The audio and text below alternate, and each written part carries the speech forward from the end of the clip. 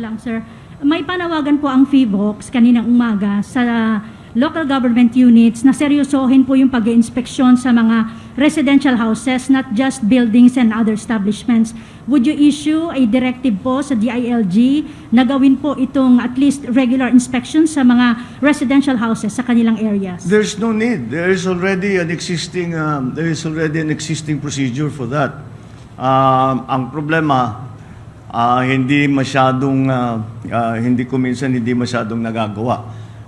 Because we actually, at the local government level, meron tayong mga engineer pero not necessarily qualified sila para tumingin sa building at sasabihin safe ito pag nagkalindol. Hanggang Richter scale 6, pwede ito. Hanggang ganito, wala tayong, sa local level, wala tayong ganun, kaya hindi nagagawa. So, we will just have to, I think the better way is to educate people na wag kayo magtatayo ng bahay sa delikadong lugar.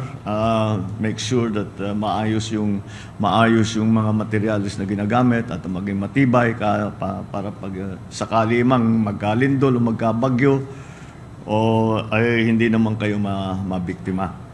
So yes, it's something that we would like to be able to do.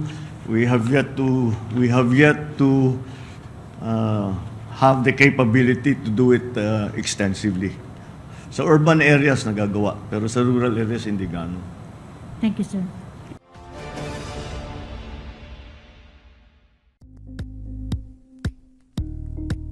Thank you for watching Politico TV. Please like and subscribe to our channel for more videos.